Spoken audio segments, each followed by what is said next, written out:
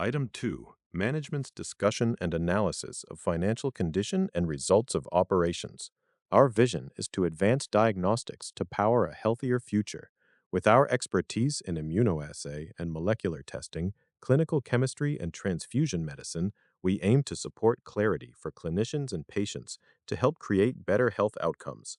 Our global infrastructure and commercial reach support our customers across more than 140 countries and territories with quality diagnostics, a broad test portfolio, and market-leading service.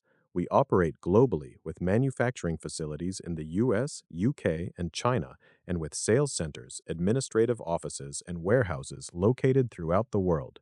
We manage our business geographically to better align with the market dynamics of the specific geographic regions in which we operate, with our reportable segments being North America, EMEA, China, JPAC, and Latin America.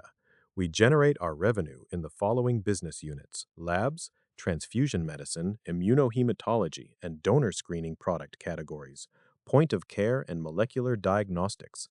We also generate non-core revenue, including through our contract manufacturing business and certain business collaborations, which accounted for $24.7 million and $33.4 million for the 3 months ended March 29, 2026 and March 30, 2025, respectively. For the 3 months ended March 29, 2026, total revenues decreased by 11% to $619.8 million as compared to the same period in the prior year. This decrease was primarily driven by variability of our U.S. respiratory products, mainly due to decreases in flu and COVID-19 revenues, and the termination of our joint business arrangement. Currency exchange rates had a favorable impact of 210 basis points on our growth rate for the 3 months ended March 29, 2026. Our revenues can be highly concentrated over a small number of products, including certain of our respiratory products. For the 3 months ended March 29, 2026 and March 30, 2025, revenues related to our respiratory products accounted for 11% and 17% of our total revenues, respectively. In February 2024, we initiated a wind-down plan to transition out of the U.S. donor screening portfolio. Specifically, we are winding down the Ortho Versae integrated processor platform and microplate assays, which are only sold in the U.S. and have a lower growth and margin profile. This wind-down will not affect any donor screening portfolio outside of the U.S. While we wind down this U.S. donor screening portfolio, we will continue to support our existing customers and honor our contractual commitments. The winding down of the U.S. donor screening portfolio, as compared to the prior year periods, contributed to the decline in revenue with a margin lower than our overall margin. The wind down of our U.S. donor screening portfolio is expected to be substantially complete by mid-year 2026. In the second quarter of 2025, we launched the optimization plan that aims to realign our costs with our long-term revenue expectations, drive operational efficiencies in manufacturing and distribution cost bases, and support and align with our strategy to invest in key priorities. The cumulative pre-tax charges to be incurred by us to implement the optimization plan are expected to be approximately $100 million through 2027, with charges of $20.4 million incurred to date. The optimization plan is expected to deliver net cost savings of approximately $50 million to be achieved through 2027. The key initiatives of the optimization plan are rationalization and consolidation of facilities to reduce operational costs, improve processes, and optimize resource allocation, a structured approach to procurement to drive identified sourcing cost savings, and a distribution rationalization plan, mainly in EMEA, to streamline a complex corporate structure to reduce costs and improve efficiency. Additionally, in the second quarter of 2025, we announced a strategic refocusing of our molecular diagnostics business, including our plan to discontinue the development of the Savanna platform, which exit we expect to be substantially complete by the first half of 2027. In April 2025, the U.S. announced tariffs on imports from most countries, including significant tariffs on imports from the UK, Canada, Mexico, and China, leading to increasing political and trade tensions. In response to tariffs, certain countries have implemented retaliatory tariffs on U.S. goods, although certain tariffs imposed by the U.S. were struck down by the Supreme Court in February 2026. The U.S. has announced separate potential new tariffs and related tariff actions affecting companies in the pharmaceutical and biotechnology industries, including a Section 232 national security investigation initiated in September 2025 that could result in future tariffs on imports of personal protective equipment, medical consumables, and medical equipment, including devices.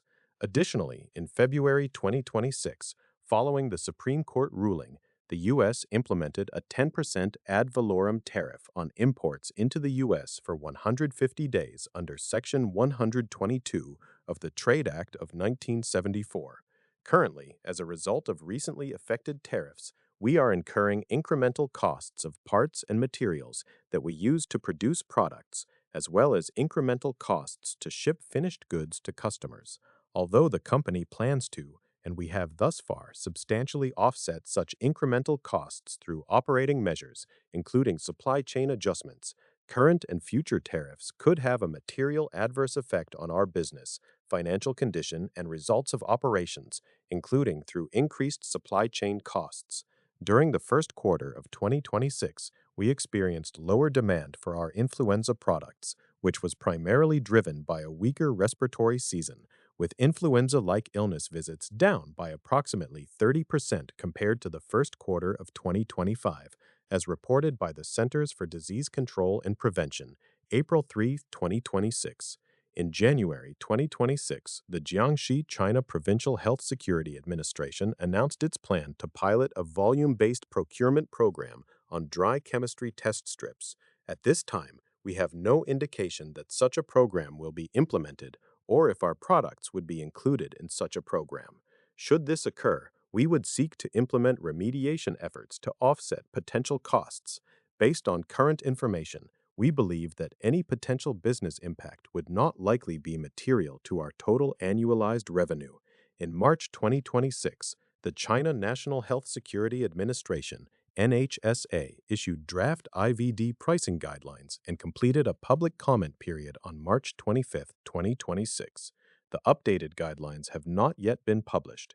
We believe that uncertainty regarding the China NHSA pricing guidelines contributed to lower purchase volumes in our labs business in China during the first quarter of 2026. Until China issues final guidelines and there is greater clarity on the scope, applicability, and timing of pricing changes, we are not able to assess potential business impact. In addition, during the first quarter of 2026, we experienced delays in certain EMEA orders due to the ongoing conflicts in the Middle East. At this time, we are unable to assess potential business impact if the ongoing conflicts in the Middle East continue for a prolonged period. In April 2026, we completed the acquisition of LEX Diagnostics, which expanded our molecular diagnostics portfolio and marked a milestone in our plans to accelerate growth in point-of-care molecular diagnostics. For the 3 months ended March 29, 2026, total revenues decreased to $619.8 million from $692.8 million for the same period in the prior year. Labs revenue decreased 5% compared to the prior year period, primarily due to the termination of our joint business arrangement, which contributed to a $13.3 million decrease, and slower distributor sales related to pending changes to IVD pricing guidelines in China, partially offset by an increase in reagents, consumables, and services in other regions. Immunohematology revenue increased 8% compared to the prior year period, primarily due to reagent growth. Donor screening revenue decreased 39% compared to the prior year period, primarily due to the wind down of the U.S. donor screening business. Point-of-care revenue decreased 34% compared to the prior year period, primarily due to decreases in sales of Sofia SARS and QuickVue SARS antigen assays. Molecular diagnostics revenue increased 3% compared to the prior year period. Currency exchange rates had a favorable impact of 210 basis points on our growth rate for the 3 months ended March 29, 2026. Cost of sales, excluding amortization of intangible assets, increased to $356.0 million, or 57.4% of total revenues for the 3 months ended March 29, 2026, compared to $349.5 million, or 50.4% of total revenues for the 3 months ended March 30, 2025. The increase in cost of sales, excluding amortization of intangible assets, was driven primarily by employee compensation costs. Selling, marketing, and administrative expenses for the 3 months ended March 29, 2026, increased by $12.3 million, or 6.6%, to $199.3 million from $187.0 million for the same period in the prior year, primarily due to higher employee compensation costs, including severance, and an increase of $3.3 million in cloud computing amortization. Research and development expense for the 3 months ended March 29, 2026, decreased by $8.3 million, or 15.6%, to $44.9 million from $53.2 million for the same period in the prior year, primarily due to lower third-party material and clinical costs, partially offset by higher costs of outside services. On July 4, 2025, the OBBBA was enacted in the U.S.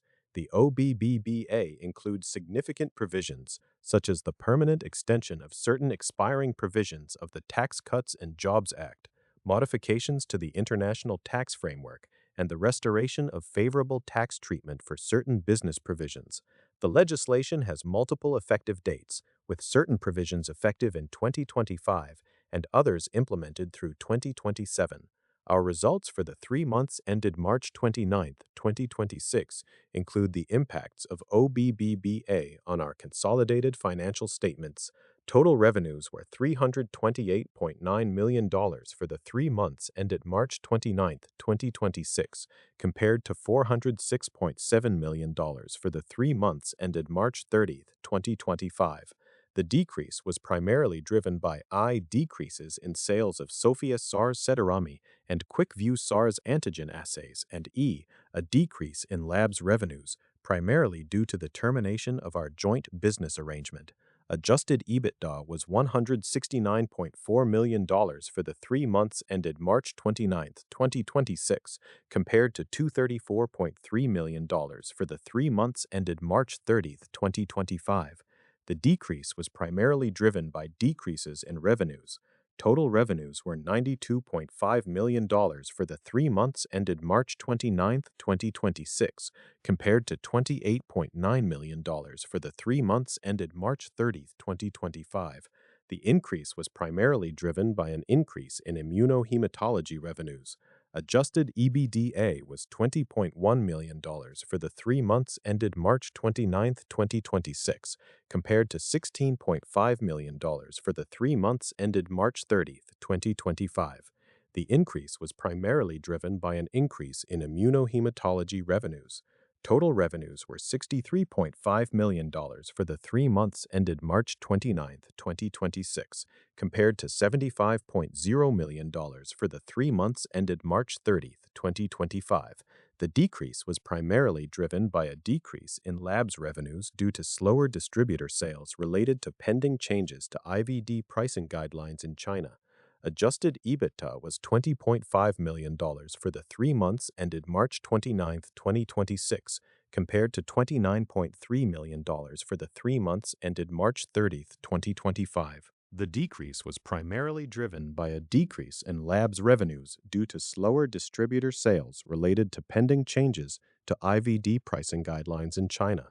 Total revenues were $70.0 million for the 3 months ended March 29, 2026, compared to $68.1 million for the 3 months ended March 30, 2025. The increase was primarily driven by an increase in labs revenues. Adjusted EBITDA was $16.5 million for the 3 months ended March 29, 2026, compared to $17.6 million for the 3 months ended March 30, 2025. The decrease was primarily driven by higher service costs, partially offset by an increase in labs revenues.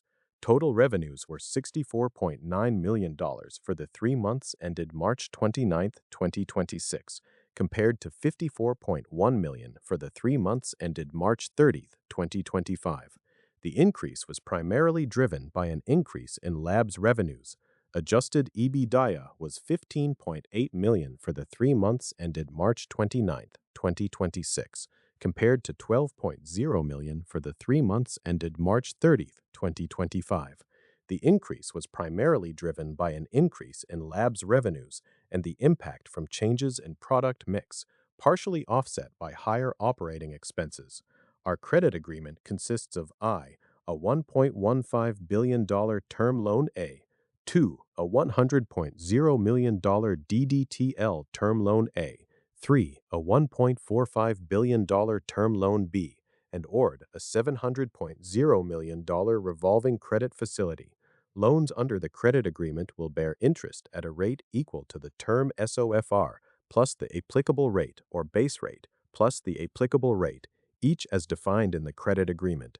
The effective interest rates as of March 29, 2026 were 6.87% and 8.43%, respectively. The weighted average effective interest rate on aggregate term loans, net of interest rate swaps as of March 29, 2026, was 6.91%.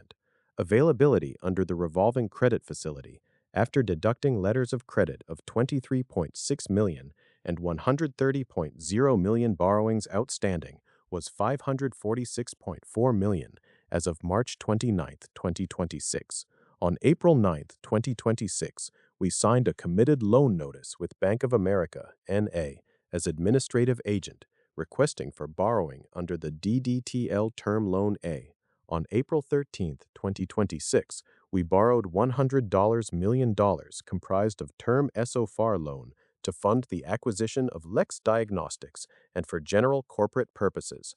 Capital expenditures, including investments, were $34.0 million for the 3 months ended March 29, 2026.